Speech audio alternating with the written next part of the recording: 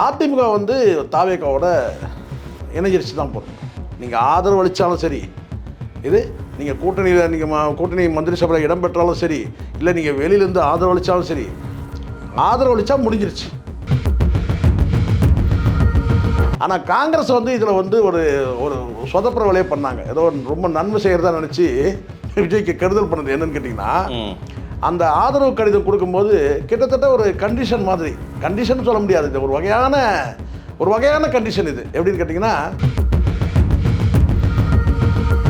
அந்த அன்ஸ்டபிள் கவர்மெண்ட்டுக்கு வந்து சப்போர்ட் பண்ணுற இடத்துல நம்ம பாஜக எம்எல்ஏக்கள் ஒரு 10 பேர் இருக்கணும். இதுதான் அவங்க கணக்கு, தேர்தல் முந்தைய கணக்கு. அது நடக்கலை. அந்த ஆதரவில் என்ன செஞ்சாங்கன்னா, பாராளுமன்ற தேர்தல் வரைக்கும் போயிட்டாங்க. அப்போ இந்த பக்கம் என்ன ஆச்சு, பிஜேபிக்கு மட்டும் ஷாக்கு இல்லை, டிஎம்கேக்கு ஷாக்கு. ஓ, பாராளுமன்ற தேர்தல் வரைக்கும் போகிறீங்களாப்பா, அவ்வளோதான், நன்றி, மீண்டும் வராதுன்னு சொல்லி திட்டு போட்டாங்க. ராகுல் காந்தியோட பிரதமர் கனவு காலி.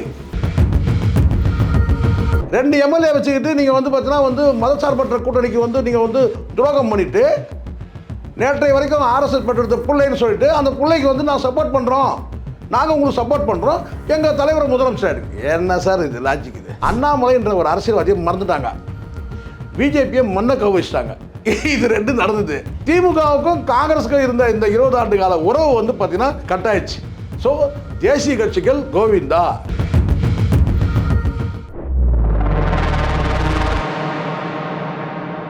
மெட்ராஸ் மெயில் நேயர்களுக்கு வணக்கம். இன்றைய நேர்காணலில் நம்மோடு இணைந்திருக்கிறார் மூத்த ஊடகர் திரு சேகராஜ். வணக்கம் சார். வணக்கம் சார். வணக்கம். தாவேக்கா கதி ஊசலாடிக்கிட்டே இருக்கு. விஜய் ஆட்சி அமைப்பாரா, அமைக்க மாட்டாரா?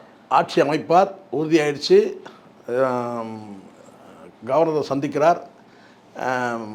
வலிமையான அதிமுகவுடைய ஆதரவோட கிட்டத்தட்ட 5 ஆண்டு காலம் நிறைவு செய்யக்கூடிய அளவுக்கு ஒரு நிறைவான ஒரு ஆதரவோடு 5 ஆண்டு காலம் பூர்த்தி செய்யக்கூடிய அளவுக்கு ஆட்சி அமைப்பார் அப்படின்னு நம்பலாம். அப்படின்னு நம்பலாம். ஏன்னா இப்போ இந்த காங்கிரஸ் கிட்ட 5 இருக்கைகள் சீட்டை வாங்கிக்கிட்டு, இந்த பக்கம் வந்து திருமாவளவன்கிட்ட 2 வாங்கிக்கிட்டு, அந்த பக்கம் வந்து பார்த்தீங்கன்னா கம்யூனிஸ்ட்கிட்ட 2 வாங்கி, எல்லாம் சேர்த்து வாங்கினா 11 வாங்கினாலும் கூட ஒரு விளிம்பு நிலை நிற்கும். இது எந்த நேரத்தில் யார் வந்து எந்த பக்கம் போவாங்க, இந்த எம்எல்ஏ இப்போ இங்கே எங்கே இருக்கிறாருப்பா, இது அதுக்கு கழிவறையில் இருக்கிறாரா, இல்லை வந்து டைனிங் ஹாலில் இருக்கிறாரா, இப்படின்னு சொல்லி தினம் ஒரு 2 போலீஸ்காரை கூட போட்டு எது அப்படி ஒரு எதிர்பார்ப்போடு இருக்கணும். ஏன்னா யாராவது ஒருத்தர் போனாலும் ஆட்சி கவிழ்ந்துடும் இல்லையா? அப்போ அது வந்து ஒரு நெருக்கடி தான். எடப்பாடி தாவேக்கா ஆதரவு தரும் பட்சத்தில் எடப்பாடியோட அந்த நிலைமை என்ன சார்? இல்லை சார், அவ்வளோதான். ஏடிஎம்பே பொறுத்த வரைக்கும் முடிஞ்சது. இந்த ஆதரவு என்னுடைய அனுபவத்தில் நான் சொல்கிறேன், இந்த ஆதரவு நிலைப்பாட்டில் போய் நீங்கள் வந்து இவங்க போய் இணைஞ்சாலே அதிமுக வந்து தாவேகாவோட இணைஞ்சிருச்சு தான் போகிறோம். நீங்கள் ஆதரவு அளித்தாலும் சரி, இது நீங்கள் கூட்டணியில் நீங்கள் கூட்டணி மந்திரி சபையில் இடம் பெற்றாலும் சரி, இல்லை நீங்கள் வெளியிலேருந்து ஆதரவு அளித்தாலும் சரி, ஆதரவு அளித்தா முடிஞ்சிருச்சு, அதிமுக முடிஞ்சிருச்சு என் கணிப்பு நான் சொல்கிறேன். அப்போ இந்த இடத்துல மீண்டும் வந்து இந்த இருமுனை ஆட்சி அதிகாரத்தில் இந்த இருமுனை போட்டி இருக்குல்ல, அது இருக்கும். ஒரு வகையில் அது நல்லது. திமுக வந்து பார்த்திங்கன்னா வலிமையான எதிர்க்கட்சியாக இருக்கும் சட்டசபையில், வெளியில் வந்து பார்த்திங்கன்னா என்டிகே வந்து வலிமையான எதிர்க்கட்சியாக இருக்கும். இதுதான் மீண்டும் அந்த மும்முனை போட்டியில் தான் நிற்குது. இல்லை, ஒரு அதிகாரத்தில் இருந்த இடம் சார் எங்க சார் 10 தோல்வி பழனிசாமின்னு சொன்ன ஒரு கட்சிக்கு சட்டசபையிலே ஆதரவு தராருன்னு சொன்னால் அப்போ அந்த அதிமுக எவ்வளோ பலவீனமாக இருக்குன்னு பார்த்துங்க. பலவீனம் தான் இது. இன்னும் இதுக்கு மேலே நம்ம வந்து தோல்வியை சந்தித்தோம்னா நம்ம ஆட்சி அதிகாரில் வந்து ரொம்ப பலவீனமாக போகிறோம். இப்போ நமக்கு காலையில் கிடைத்த செய்தி, சிவி சண்முகம் ஒரு 30 எம்எல்ஏ தலைமையில் புதுச்சேரியில் தங்கியிருக்காரு. அதுதான் சார், ஏன் எடப்பாடிக்கு எதிராக செயல்படுறாரு அப்படின்லாம் சொல்ல முடியாது. இவங்க எல்லாருமே அதிமுக ஒட்டுமொத்தமாகவே அதிமுக வந்து தலைமை தான் வந்து பாண்டிச்சேரியில் தங்க வச்சுருக்கிறாங்க. அதை கண்காணிக்கிற இடத்துல வேணால் சிவி சண்முகம் வேணா பக்கம் இல்லை, விழுப்புரத்துலேருந்து பக்கம் இல்லை, அது கண்காணிக்கிறதுக்கு வேணா அப்படி வேணா இருக்கலாம். தமிழ்நாட்டிலேயே வைக்க முடியாத அளவுக்கு பலவீனமாக இருக்கிறாங்க. இது அதிமுக எம்எல்ஏக்கள் வந்து பாஜக ஆட்சியில் பாதுகாப்பாக இருக்கிறாங்க. அப்படி தான் நம்ம சொல்லணும். இன்னும் இப்போ வந்து துணை முதலமைச்சர் பதவி வாங்கிப்பாங்க. எடப்பாடி பழனிசாமி வாங்கிறது கொஞ்சம் சிக்கலாக இருக்கும். ஏன்னா ஒரு முதலமைச்சர்லாம் இருந்திருக்கிறார் இல்லையா? அதனால் அப்படின்னாலும் ஒன்றும் பெரிய இல்லை சார். கடந்த காலத்தில் இதே முதலமைச்சராக இருந்த ஓபிஎஸ் வந்து துணை முதலமைச்சராக இல்லையா, எடப்பாடி முதலமைச்சர் ஆகிட்டு, அது ஒரே கட்சியில், இது இன்னொரு கட்சியில். ஒருவேளை துணை முதலமைச்சர் பதவி வந்து எடப்பாடி பழனிசாமி வாங்கிக்கலாம், அல்லது வேறு யாருக்காவது கொடுக்க சொல்லிட்டு கூட இவர் வந்து பார்த்திங்கன்னா வந்து ஒரு ஒட்டுமொத்தமாக ஒரு மூத்த அரசியல் தலைவராக கூட இருந்துப்பார் அதிமுகவில். இந்த சொல்லுவாங்க முன்னாடியாவது ஒரே கட்சியில் வந்து சொல்லலாம் முதலமைச்சர் துணை முதலமைச்சர். இப்போ துணை முதலமைச்சர் நாங்கள் விஜய் வந்து முதலமைச்சர் ஆகிட்டு துணை முதலமைச்சர் வந்து இவர் வாங்கிட்டாருங்கன்னு சொல்லுவாங்க இல்லையா. அந்த மாதிரிலாம் வெக்கமானலாம் ஒன்றும் கிடையாது சார் அரசியல். இதுக்கு பின்னாடி பாஜகவோட அரசியல் இருக்கா சார்? கண்டிப்பாக இருக்குது, கண்டிப்பாக. முதல்ல பாஜக வந்து விரும்பலை. முதல்ல பாஜக என்ன நினச்சாங்கன்னா, இந்த உதிரிகளோடு சேர்ந்து ஒரு நிலையற்ற ஆட்சி இருந்ததுன்னா நம்ம ட்ரைவ் பண்ணிக்கலாம்னு நினச்சாங்க. அது காங்கிரஸே கூட வந்து ஆதரவு வாங்கினால் கூட நம்ம ட்ரைவ் பண்ணிக்கலாம்னு நினச்சாங்க. ஆனால் காங்கிரஸ் வந்து இதில் வந்து ஒரு ஒரு சொதப்புற வேலையை பண்ணாங்க. ஏதோ ரொம்ப நன்மை செய்கிறதா நினச்சி விஜய்க்கு கெடுதல் பண்ணது என்னன்னு கேட்டிங்கன்னா, அந்த ஆதரவு கடிதம் கொடுக்கும்போது கிட்டத்தட்ட ஒரு கண்டிஷன் மாதிரி, கண்டிஷன் சொல்ல முடியாது, இது ஒரு வகையான கண்டிஷன். இது எப்படின்னு கேட்டிங்கன்னா, ஒரு நிலைப்பாடு, அவங்க ஸ்டேட்டஸ் அப்படி தான் சொல்லணும், கண்டிஷன் கூட கிடையாது. அவங்க ஸ்டேட்டஸை சொல்லியிருந்தாங்க. என்ன சொல்லியிருந்தாங்கன்னா, நமக்கு இந்த ஆதரவு மட்டும் கிடையாது, இனி வருங்காலத்தில் வந்து பார்த்திங்கன்னா ஊரக உள்ளாட்சி தேர்தலையும் நாங்கள் ஆதரவு தருவோம், 29 பாராளுமன்ற தேர்தலையும் நம்ம இணைந்து செயல்படலாம், நம்ம உறவு நீடிக்கும்ன்ற மாதிரி கொடுத்துருந்தாங்க. அதுதான் வந்து பெரிய ஷாக்கு வந்து பிஜேபி தலைவர். இல்லை, இதில் என்ன கணக்கு பாஜக போட்டிருக்கு? காங்கிரஸை உள்ளே எடுத்து ஆதரவு தெரிவிச்சு சார் ஒன்றுமே இல்லை சார். ரொம்ப பல பேர் என்னென்னமோ சுற்றுன்னு சுற்றுறாங்க சார். ரொம்ப சிம்பிள் சார். ஒரு அன்ஸ்டபிள் கவர்மெண்ட் இருக்கணும். அந்த அன்ஸ்டபிள் கவர்மெண்ட்டுக்கு வந்து சப்போர்ட் பண்ணுற இடத்துல நம்ம பாஜக எம்எல்ஏக்கள் ஒரு 10 பேர் இருக்கணும். இதுதான் அவங்க கணக்கு, தேர்தல் முந்தைய கணக்கு. அது நடக்கலை. பாஜக 10 சீட்டு வரும்னு நினச்சாங்க. நாம் கொடுக்குற அந்த ஆதரவில் தான் இந்த கவர்மெண்ட்டே வந்து பார்த்திங்கன்னா ரன் ஆகணும், அப்படி தான் எதிர்பார்த்தாங்க. அது எந்த கவர்மெண்ட்டாக இருக்கட்டும். நீங்கள் நினைக்கலாம் வந்து பார்த்தீங்கன்னா இது தாவேக்கா கூட அவங்க எதிர்பார்க்க, தாவேக்காவாக இருக்கட்டும், அது டிஎம்கேவாக இருக்கட்டும், அது ஏடிஎம்கே இருக்கட்டும், நாம் கொடுக்குற ஒரு 10 எம்எல்ஏக்களை தான் வந்து இவங்களுடைய அந்த அரசே நடக்கணும், அப்படி எதிர்பார்ப்பு இருந்தது. ஒரு தொங்கு சட்டமன்றம் வரணும், நம்ம 10 எம்எல்ஏக்கள் வந்து ஆதரவு தரணும், அதில் தான் இந்த நிர்வாகமே நடக்கணும்னு எதிர்பார்த்தாங்க. அது நடக்கலை. அவங்க போட்ட கணக்கு நடக்கலை. இப்போ அதே அவங்க போட்ட கணக்கு 10 வந்து ஷார்ட்டேஜ் இருக்குது, 11 ஷார்ட்டேஜ் ஆகுது. ஏன்னா அந்த இவிஎம்மில் அதை இதை பண்ணி இது கரெக்டாக கொண்டு வந்துட்டாங்க, ஒரு 11 ஷார்ட்டு. ஆனால் இவங்ககிட்ட இல்லை, அது சப்போர்ட் பண்ணுறதுக்கு பிஜேபி கிட்டே இல்லை. அதான் அதிமுக இருக்கா சார், 47 வச்சுருக்காங்க. அதுதான் சார், அதிமுக கூட பிஜேபி கொடுக்கணும், டைரெக்டாக கொடுக்கணும். வந்து ஒரு விஷயம் தெரியுமா உங்களுக்கு, இது எப்படி தெரியுமா சொல்கிறேன் உங்களுக்கு தெரியுமா ஒரு சில விஷயம். தாமரை சின்னத்தில் யார் போட்டிடலாம்?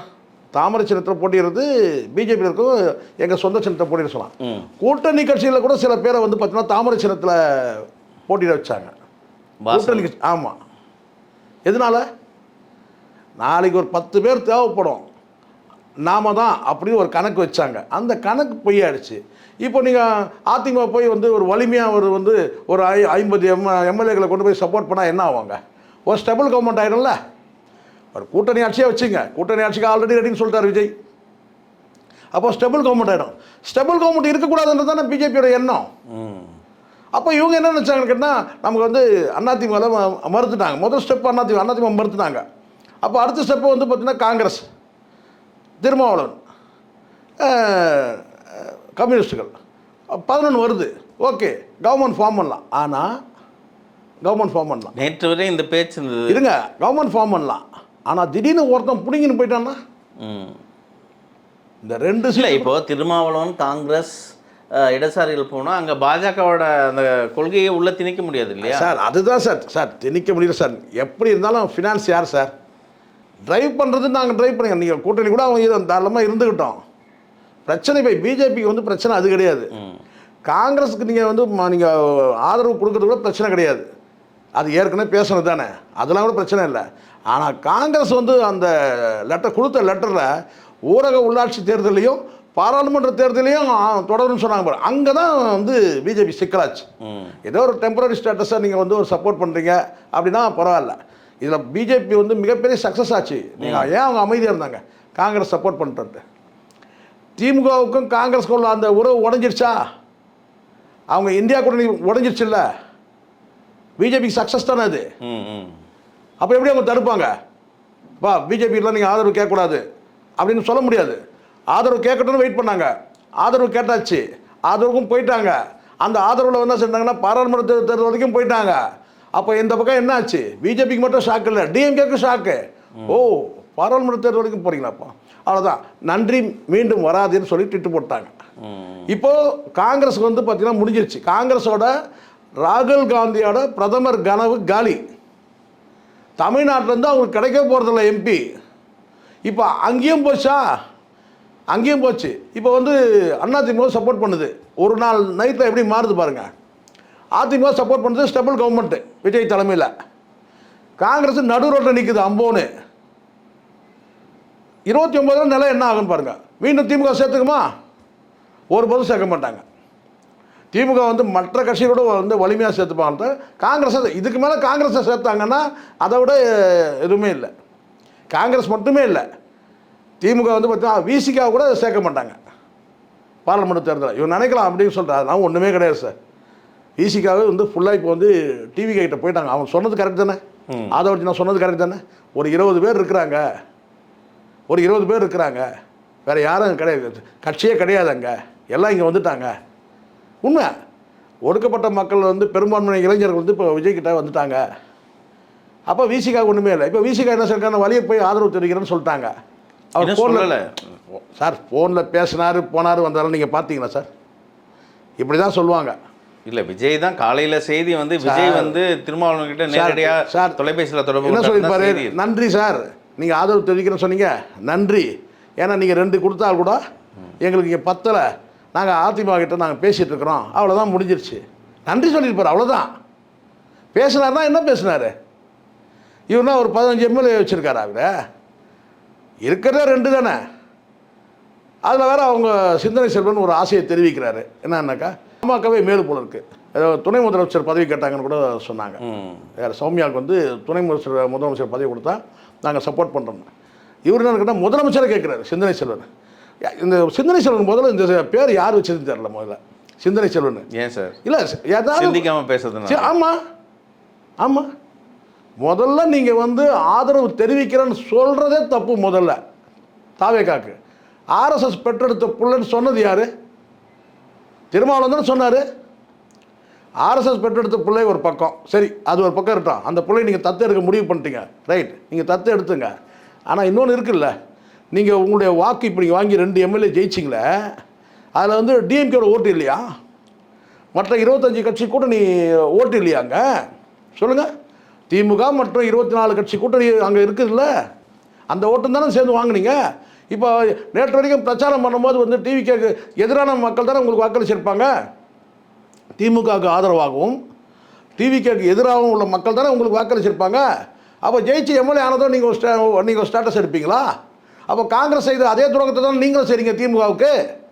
கரெக்டாக தப்பாக நான் பேசுகிறது சொல்லுங்கள். இதை தாண்டி வந்து பார்த்தீங்கன்னா 2 எம்எல்ஏ வச்சுக்கிட்டு நான் வந்து முதலமைச்சர் பதவி வேணும்னு கேட்குறீங்க. ஏன் உங்கள் அவர் தான் பதவிக்கு ஆசைப்படாதவர் தானே? துணை முதலமைச்சர் பதவிக்கு ஆசைப்படாதவர் தானே? அப்போ சிந்தனை செல்வன் அவருடைய சிந்தனையிலேருந்து கேட்குறாரா, இல்லை கட்சியோட சிந்தனையா? அது முதல்ல சிந்தனை செல்வனுக்கு இயற்பெயர் என்ன? முதல்ல ஃபஸ்ட்டு அதை கேட்கணும். முதல்ல சிந்தனை செல்வன் பேர் வச்சது யார்? முதல் நான் இங்கே தனிநபர் சாடலை சார், அறிவுபூர்வமான கேள்வி கேட்குறேன். 2 எம்எல்ஏ வச்சுக்கிட்டு நீங்கள் வந்து பார்த்தீங்கன்னா வந்து மதசார்பற்ற கூட்டணிக்கு வந்து நீங்கள் வந்து துரோகம் பண்ணிவிட்டு நேற்றைய வரைக்கும் ஆர்எஸ்எஸ் பெற்றெடுத்த பிள்ளைன்னு சொல்லிட்டு அந்த பிள்ளைக்கு வந்து நான் சப்போர்ட் பண்ணுறோம், நாங்கள் உங்களுக்கு சப்போர்ட் பண்ணுறோம், எங்கள் தலைவர் முதலமைச்சர் இருக்குது. என்ன சார் இது லாஜிக்? இது வாட் நான்சென்ஸ்? அண்ணன் பாணியில் தான் பேசுவோம். அண்ணன் திருமாவளவன் சொன்னார், வாட் நான்சென்ஸ் திஸ் அப்படின்னு. அப்படி தானே இப்போ பேச வேண்டியதாக இருக்குது. ஏதாவது ஒரு நிலைப்பாட்டை நிற்கணும்ல. நாங்கள் என்ன ஆனாலும் வந்து நாங்கள் திமுகவோட நாங்கள் நிற்போங்க, வாழ்வும் தாழ்வும். அதை நீங்கள் இப்போ இதுக்கு முன்னாடிலாம் நீங்கள் சொன்னீங்க, எவ்வளோ வாழ்வு தாழ்வு நாங்கள் திமுக நின்னீங்கல்ல. இப்போ உங்களுடைய லாயல், உங்களுடைய அரசியல் நேர்மையும் பல்ல இழிச்சு நிற்குதே. விசிகா வந்து அண்ணன் திருமா மீது ஒரு பார்வை இருக்குது. என்ன தெரியுங்களா? அவர் வந்து விசுவாசம் மிகுந்த ஒரு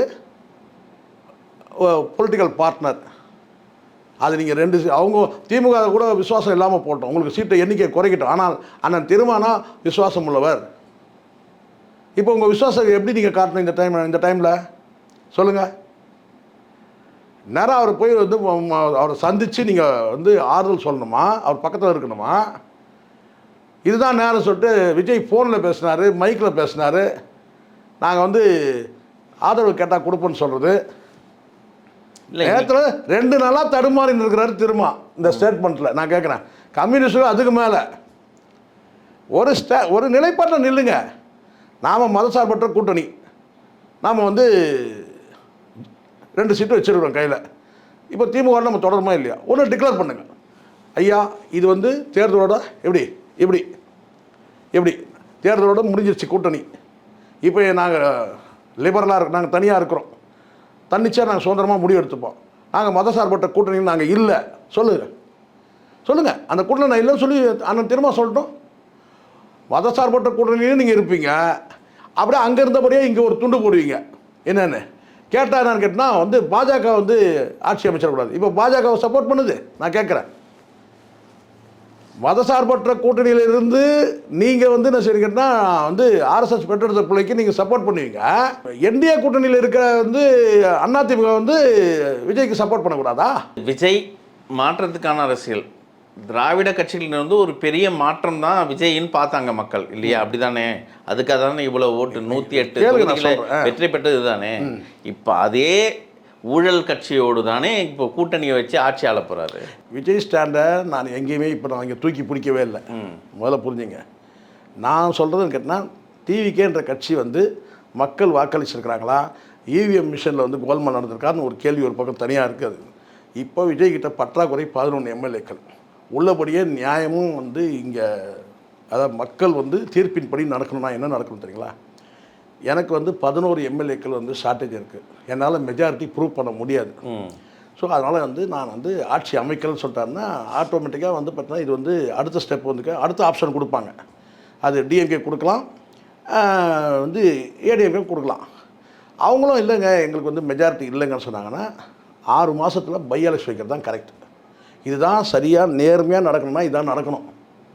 அதை விட்டுட்டு நீங்கள் எந்த பக்கம் நீங்கள் எந்த மூமெண்ட் எடுத்தாலும் கூட பார்த்தீங்கன்னா இது மக்களுக்கு விரோதமான நடவடிக்கை தான்ன்றது என்னுடைய பார்வை. நேர்மையாக சொன்னால் எனக்கு மெஜாரிட்டி இல்லை, விஜய்க்கு மெஜாரிட்டி இல்லை, 11 எம்எல்ஏ ஷார்ட்டேஜ். அந்த 11 எம்எல்ஏவை நான் எங்கேயும் பிச்சை எடுக்கலாம் முடியாது. அப்படியே எடுத்தாலும் எனக்கு அன்ஸ்டேபிள் கவர்மெண்ட்டாக தான் டிவிகே கவர்மெண்ட் இருக்கும். அதனால் எனக்கு உடன்பாடு இல்லை. ஸோ நான் வந்து எலெக்ஷனை வந்து கண்டக்ட் பண்ணிக்கிறேன், நான் எலெக்ஷன் எதுவும் நோக்கி இருக்கிறேன். அடுத்த ஆப்ஷனே யாருக்காவது கொடுத்துங்கன்னு சொல்லிட்டாங்கன்னா அடுத்த ஆப்ஷன் பார்ப்பாங்க. அடுத்த ஆப்ஷன்லேயும் வந்து பார்த்திங்கன்னா அவங்க வந்து 2 பேரும் சேர்ந்து உடன்படிக்கை சேர்ந்து கூட்டணி வச்சு பண்ணால் கூட அதுவும் கூட மக்கள் முடிவுக்கு எதிரானது. ஏன்னா அவங்க மதசார்பற்ற கூட்டணி, அவங்க மத சார்புள்ள கூட்டணி ஏடிஎம்கே எப்படி வந்து பண்ண முடியும்? அப்போ மக்கள் வாக்களித்த அந்த சிந்தனை, அந்த எண்ணத்திற்கு எதிரான நடவடிக்கை எல்லாமே. டிவிக்கே வந்து வேறு யார்கிட்டயா சப்போர்ட், ஏன்னா டிவிக்கே தனித்து போட்டிட்டு இருக்கு. எல்லாமே வந்து களத்தில் எதிராக நின்று வந்து களம் கண்டவங்க. மக்களுடைய வாக்குகள் படி வாக்கின்படியும் எண்ணத்தின்படியும் இது எல்லாமே வந்து இந்த முடிவு எல்லாமே வந்து பார்த்திங்கன்னா யாருக்குமே ஆட்சி அமைக்கிறதுக்கு வாய்ப்பு இல்லாமல் போச்சு. அப்போது நீங்கள் என்ன செய்யணும்? மொத்தமாக கடைசி மீண்டும் வந்து மறுதேர்தல் நடத்தணும். அது நீங்கள் 6 மாதம் நடத்துவீங்களோ 2 மாதம் இருக்கிறீங்க 3 மாதம், அது வந்து பார்த்திங்கன்னா அது வந்து சட்டத்துக்கு உட்பட்டது. 6 மாதத்துக்கு வந்து கடைசி எக்ஸ்ட்ரீம் லிமிட்னா 6 மாதம், அவ்வளோதான். அதை விட்டுட்டு நீங்கள் வந்து நீ வந்து அவருக்கு சப்போர்ட் பண்ண, அவர் வந்து இவர் சப்போர்ட் பண்ணிப்பா, இங்கே வந்து அந்த நாற்காலி விளையாட்டு தான் நடந்துகிட்டு இருக்குது. சொல்லுவாங்க இந்த டேபிள் சேர் விளையாடுவாங்கல்ல, நாற்காலி விளையாட்டு, அதான் நடக்குது. நீ பண்ணுறியா நான் பண்ணுறியா, நீ பண்ணுறியா நான் பண்ணுறியா, இது எல்லாமே இப்போ நடக்கிறது அத்தனையுமே மக்களுக்கு விரோதமான, மக்கள் எண்ணத்துக்கு எதிரானது. இது நம்ம தான் இதை சொல்ல முடியும். சாதாரண மக்கள் நிலையிலிருந்து பாருங்கள். நேற்றுக்கு வந்து தனித்து போட்டியிட்ட வந்து விஜய்க்கு ஆதரவளித்த அந்த தொண்டர்களுக்கு வந்து நம்ம தலைவர் ஆட்சி அமைக்கணும், ஆட்சி அமைக்க முடியாது. உண்மையான தொண்டை யாருடைய சப்போர்ட்லையாவது, எம்எல்ஏ விட்டுருங்க, நான் சொல்கிறது யாருடைய உதவியிலையாவது வந்து பார்த்தீங்கன்னா விஜய் வந்து முதலமைச்சர் ஆனார்னா அதை ஏற்றுப்பானா? உண்மையான தொண்டை ஏற்றுக்க மாட்டான். முதலமைச்சர் ஆகணும்னு ஆசைப்படுவான். சார் இது மாதிரி ஒரு நெருக்கடி வந்து என்டி ராமாராவுக்கு வந்தது சார். சொந்த கட்சியிலேருந்தே வந்து பார்த்தீங்கன்னா ஒரு 50 பேரை வந்து நைட்டாக தூக்கிட்டாங்க. அது காங்கிரஸ் சதி இருக்குது. ஒய்எஸ்ஆர் இவங்கெல்லாம் சேர்ந்து எல்லாருமே சேர்ந்து ஒரு சதி பண்ணாங்க. தூக்கிட்டாங்க. நைட்டாக ஒரு 50 எம்எல்ஏ தூக்கிட்டாங்க. ஆட்சி கவிழ்ந்துருச்சு. உடனே வந்து கவர்னர் வந்து என்ன சொல்கிறாரு, நம்பிக்கையில்லா தீர்மானம் கொண்டு வந்து 50 எம்எல்ஏக்கள் வந்து நம்பிக்கையில்லா தீர்மானம் கொண்டு வரதுக்கு ரெடியாக இருக்கிறாங்க. நீங்கள் சட்டசபையில் கூட்டி நீங்கள் வந்து உங்களுடைய பெரும்பான்மையை நிரூபிங்கன்னு சொல்கிறாங்க என்டி ராமராவ் கிட்ட. என்டி ராமராவ் என்ன திரும்ப பண்ணார், சட்டசபையிலே கால் வைக்கவே இல்லை. நேராக கவர்னர் ஆஃபீஸ் போய் என்ன செஞ்சார், ரெசிக்னேஷன் லெட்டர் கொடுத்துட்டாரு. நாங்கள் வந்து முதலமைச்சர் பதவியை நான் ராஜினாமா பண்ணுறேன், எலெக்ஷனை கண்டக்ட் பண்ணுன்ட்டார். அடுத்த எலெக்ஷனை ஃபுல்லாக ஸ்வீப் பண்ணார். ஃபுல் அன்றைக்கி ஊழ்ந்தது தான் காங்கிரஸ், இன்றைக்கி வரைக்கும் எழுந்துக்கல. அதுக்கப்புறம் ஒய்எஸ்ஆர் வந்த ஆரம்பிச்சு அது வந்து அந்த காங்கிரஸ் போயிடுச்சு. ஒய்எஸ்ஆர் வந்து காங்கிரஸில் இருந்தாலும், இது சோனியா காங்கிரஸில் இருந்தாலும் ஒய்எஸ்ஆருடைய காங்கிரஸாக தான் இருந்தது. அதுதான் ஒய்எஸ்ஆர் வந்து டேக் ஆஃப் ஆகிட்டார். நான் சொல்கிறது புரியுதுங்களா உங்களுக்கு? காங்கிரஸ் அன்றைக்கி போயிடுச்சு, அன்றைக்கி தான் விழுந்தது காங்கிரஸ். காங்கிரஸ் வந்து பலவீனமாயிடுச்சு.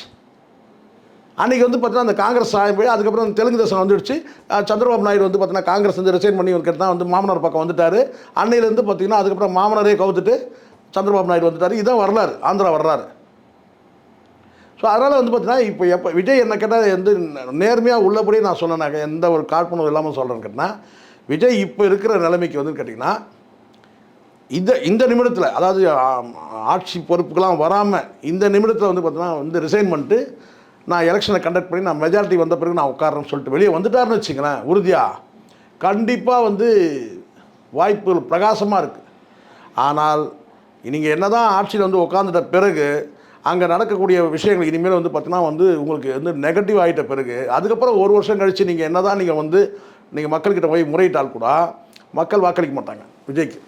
இல்லை, மீண்டும் விஜய் ராங் டெசிஷன் எடுக்கிறார் சார். இப்போது எனக்கு கேட்டால் எதுக்காக சொல்கிறேன்னா, இது நீங்கள் பார்த்துட்டீங்க சார், இது நீங்கள் ஏற்கனவே குறிப்பிட்டு பேசுனீங்க, விஜயோட அலை இல்லை இது, இவிஎம்மோட விலைன்னு பேசுனீங்க. கரெக்டு.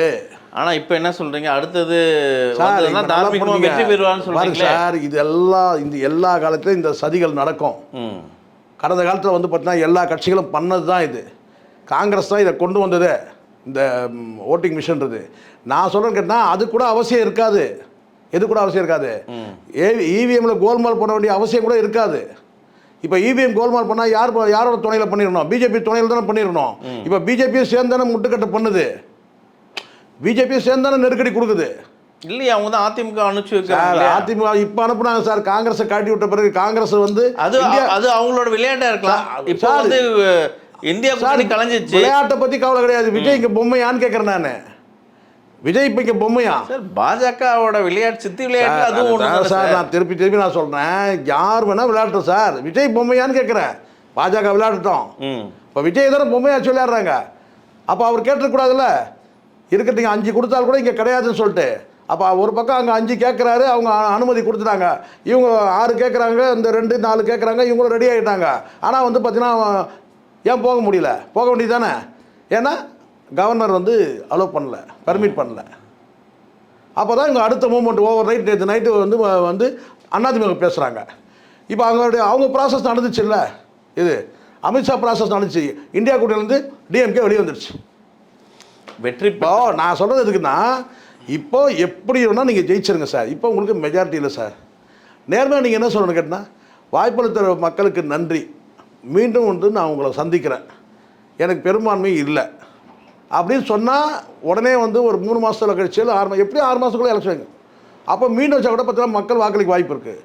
இப்போ நீங்கள் ரூலிங்கில் வந்து உட்காந்துட்டிங்கன்னா அதிமுக அமைச்சர்கள் பண்ணுற அட்ராசிட்டியும் சேர்த்து இது கூட்டணி மந்திரி சபை தான் இருக்கும் அநேகமாக. உங்கள் கட்சியில் இருக்கிற இந்த அமைச்சர்கள் பண்ணுறக்கூடிய அந்த அட்ராசிட்டிலாம் மக்கள் பார்த்து வெறுத்து போய் அதுக்கப்புறம் நீங்கள் மக்கள்கிட்ட ஆட்சியே கவிழ்ந்தால் கூட மக்கள்கிட்ட வந்து நின்னீங்கன்னா அதுக்கு மதிப்பு இருக்காது. அதாவது உங்களுக்கு இவருங்க ஒரு கெட்ட பேரை ஏற்படுத்திட்டு நீங்கள் மக்களை சந்திக்கிறத விட இப்போ ரொம்ப தூய்மையாக என்னன்னு கேட்டிங்கன்னா, எனக்கு நீங்கள் வாக்களிச்சிங்க, மெஜாரிட்டியாக வாக்களிச்சிங்க, வாக்களித்த அத்தனை பேருக்கும் நன்றி. ஆனால் என்னால் வந்து போதுமான இடங்கள் இல்லை. என்னால் இன்னொரு கட்சிக்கிட்ட போயிட்டு நான் வந்து என்னுடைய கட்சியை அடமானம் வைக்க விரும்பலை, இல்லை அவங்களுக்கு அடிபணிஞ்சு போக விரும்பலை. அது நான் உங்களுடைய உணர்வுகளையும் உங்களுடைய எண்ணங்களையும் நான் வந்து பார்த்தீங்கன்னா அடகு வைக்கிற மாதிரி ஆகிடும். எனக்கு முதலமைச்சர் பதவின்றது ஒரு பெரிய பொருட்டு கிடையாது. நான் வந்து அரசியல் கட்சியாகவே உங்களுக்கு நான் பணி செய்கிறேன். மீண்டும் நான் வந்து உங்கள்கிட்ட நான் சந்திக்கிறேன். நீங்கள் பெரும்பான்மை நீங்கள் கொடுத்தால் மட்டுமே தான் நான் ஆட்சி அமைக்க முடியும், அதுதான் எனக்கு விருப்பம் அப்படின்னு சொல்லி முடிச்சுட்டு நீங்கள் லெஃப்ட் ஆகிட்டிங்கன்னா சூப்பர். அதுக்கப்புறம் இவங்க 2 பேர் போனாங்கன்னா கூட பார்த்தீங்கன்னா அப்போ சொல்லலாம் எனக்கு பெரும்பான்மை கிடைக்கல, ஆனால் இந்த 20 அப்போ நீங்கள் எதிர்க்கட்சியிலேருந்து நீங்கள் வந்து சவடால் கூட விட முடியும். ஏன்னா அப்போ வந்து அதிமுகவும் திமுகவும் சேர்ந்து நேற்றைய தினம் என்ன ஆச்சு தெரியல, அதிமுகவும் திமுகவும் சேர்ந்து ஆட்சி அமைக்கிற மாதிரி ஒரு வேலை நடந்துச்சு. அது உண்மையாக அது பொய்யா மறுநாள் காலையில் பார்த்தீங்கன்னா இன்றைக்கி காலையில் வந்து ஸ்டாலின் வந்து என்ன சொல்லிட்டாரு, 6 மாதத்துக்கு நாங்கள் இடையூறு செய்ய மாட்டோம்னு சொல்லிட்டாரு. ஆனால் வந்து அப்படி ஒரு பேச்சு அப்படி ஒரு வேலை நடந்ததுனாக்கா விஜய்க்கு எங்கேயோ போயிட்டுருக்கோம். விஜய் எதிர்க்கட்சி வரிசையில் உட்கார மாதிரி இருந்திருக்கும். ஒரு 6 மாதத்தில் வந்து பார்த்தீங்கன்னா கவர்மெண்ட்டே ஊற்றினா கூட பார்த்தீங்கன்னா விஜய்க்கு மெஜாரிட்டியில் வந்து உட்காந்துருக்க முடியும். இப்போவும் கூட விஜய்க்கு வாய்ப்பு இருக்குது. ஒரே வார்த்தை என்னன்னு கேட்டிங்கன்னா, எனக்கு பெரும்பான்மை எனக்கு வழங்கலை, தேர்தலை சந்திக்கிறேன், அடுத்த தேர்தலை சந்திக்கிறேன். அதே உங்கள் விஜய் பாட்டு போட்டு பட்டி தொட்டியெல்லாம் போங்க, அப்போ உங்களுக்கு வந்து வாய்ப்பு இருக்குது. அப்போ உங்களுக்கு இந்த இவிஎம்மில் வந்து யாரும் வந்து சப்போர்ட் பண்ண அவசியம் கூட கிடையாது. இப்போ விஜய் சிஎம் ஆவறதை வரவேற்கிறீங்க, அப்படி எடுத்துக்கலாமா சார்? நான் வரவேற்கிறதில்ல சார். மக்கள் முடிவு பண்ணிட்டா நான் யார்? நான் எப்பவும் மாறுமான். நான் வந்து விஜய்க்கு வாக்களிக்க மாட்டேன். என்ன சார் நீங்கள் 7 ஓட்டு இருக்குது எங்கள் வீட்டில் வந்து பார்த்தோன்னா 1 ஓட்டு என்னால் காப்பாற்ற முடியல, விஜய்க்கு தான் போய் வந்து வெக்கம் இல்லாமல் சொல்கிறேன் நான். வேறு வழி இல்லாமல் உண்மை சார். இது எனக்கு பொய் பேசக்கூடாது, நான் ரொம்ப கங்கனை கட்டேன். அதுக்காக நான் ஹரிச்சந்திரன் கிடையாது. ஒரு 100 பேருக்கு நல்லது நடக்குன்னா நான் பொய் சொல்லுவேன். ஒரு 1000 பேருக்கு எனக்கு நல்லது நடக்கணும்னு சொன்னால் நான் பொய் சொல்ல மாட்டேன். புரியுதா சொல்லுது? ஆனால் இந்த இடத்துல பேசின உண்மை பார்த்தீங்கன்னா விஜய்க்கு வந்து பார்த்தீங்கன்னா சில இன்றைக்கி வந்து பார்த்தீங்கன்னா விஜய் நேரத்துலேருந்து ஆட்சி அமைக்கணும்னு சொன்ன பிறகு ஒரு 30% அந்த மக்கள் வந்து பார்த்திங்கன்னா ஒரு வகையாக வருத்தமாக இருக்கிறாங்க, ஒரு கலக்கமாக அது நம்ம பார்க்குறோம். ஒரு 30% எல்லாமே சொல்லவில்லை, மீதி எல்லாம் இயல்பாக தான் இருக்குது. வருத்தம் தோய்ந்த முகத்தில் இருக்கிற ஒரு 30 பேர், மீதி 60-70 பேர் நான் கேட்டிங்கன்னா இவங்கெல்லாம் முதலமைச்சரா இவங்கெல்லாம் அமைச்சரா அப்படின்னு சொல்லி அந்த அந்த அந்த வருத்தத்திலே இருக்கிறாங்க. இது ஒரு 70%. ஏன் இது நடக்குது நாட்டில், நம்ம சுற்றி நடக்குது, நம்ம யாருக்கு ஓட்டு போட்டோம், எப்படி இவர் முதலமைச்சர் ஆகிறாரு, அந்த ஒரு குழப்பமும் இருக்குது. நான் சொல்ல ஒரு சராசரி குடும்பத்திலே சார் ஒரு 10 பேர் உள்ள ஒரு 5 பேர் உள்ள குடும்பத்தில் வந்து பார்த்தீங்கன்னா 1 ஓட்டு 2 ஓட்டு போட்டவங்க என்னன்னு கேட்டிங்கன்னா அவங்க ஒரு பார்த்து சோகமாக இருக்கிறாங்க. மீதி 4 பேர் ஓட்டு போட்டவங்க அவங்களும் சோகமாக இருக்கிறாங்க. நாங்கள் திமுக தானே போட்டோம், நாங்கள் அண்ணா திமுக தானே போட்டோம், இவர் எப்படி முதலமைச்சர் ஆகிறாரு, அப்படியே இருக்குது. புரியுதுங்களா? இது வந்து நம்ம இருக்கிறத பேசுகிறோம், என்ன நடக்குதோ சார். ஜனநாயக நாட்டில் வந்து மக்கள் வந்து நம்ம வந்து இரவு நேரத்தில் என்ன நடக்குது, எந்த ஓட்டு எங்கே மாறுது, மிஷினில் என்ன நடக்குது, அதெல்லாம் கிடையாது. ரிசல்ட்டில் என்ன, ரிசல்ட்டில் வந்து விஜய் வந்து தனிப்பெருங்கட்சி பெரும்பான்மை, ஆனால் ஆட்சி அமைக்க முடியல. தனிக்கட்சி பெரும்பான்மை இருக்கிற ஆட்சி அமைக்க இருக்கிற போட்டாங்களோ ஒரு 18 தொகுதி அதான் போட்டு தொலைச்சாங்களே. இன்னும் ஒரு 10 போட்டு தான் இந்த தொல்லை முடிஞ்சிருக்கான். இப்போ திடீர்னு கான்வாய்லாம் வந்து விட்ரா பண்ணிட்டாங்க, திடீர்னு வந்து பார்த்தீங்கன்னா பந்தல்லாம் போட்டாங்க எடுத்துட்டாங்க. இந்த மீடியாக்கள் எல்லாத்தையும் சொல்கிறான் சார். இது இந்த மக்கள்கிட்ட வந்து எல்லாம் சொல்ல வேண்டியது தான், எதை சொல்லணுமோ அதை சொல்ல மாட்டான். இது நைட்டாக என்னையா மாறுச்சு அதை சொல்லுங்க. யாராவது எப்படியோ பொட்டி மாறுச்சு, மாற்றம்னு சொல்லிட்டு இது பொட்டி மாற்றம் தான் நடந்தது. உண்மைதானே சார்? ஸோ அதனால் இதெல்லாம் வந்து எனக்கு தெரிஞ்சு வரைக்கணும்னா ஒரு கட்டத்துக்கு மேலே மக்களே வந்து நான் கேட்டேன், ஏன்னா பிஜேபியாக இப்படி பண்ணுறாங்க, எதுக்கு இப்படி பண்ணுறாங்க? பிஜேபிக்கு நெகட்டிவ் ஆகிடும் சார். விஜய் வந்து செய்த மிகப்பெரிய ஒரு நல்ல விஜய் அரசியல் வந்தாலும் நடந்த ஒரு நல்ல விஷயம் என்ன தெரியுங்களா? விஜய் அரசியல் வந்த பிறகு நாட்டில் நடந்த ஒரு நல்ல விஷயம் என்னன்னு கேட்டிங்கன்னா, அண்ணாமலைன்ற ஒரு அரசியல்வாதியை மறந்துட்டாங்க, பிஜேபியை மண்ணை கவிச்சிட்டாங்க. இது 2 நடந்தது. திமுகவுக்கும் காங்கிரஸுக்கும் இருந்த இந்த 20 ஆண்டு கால உறவு வந்து பார்த்தீங்கன்னா கட் ஆயிடுச்சு.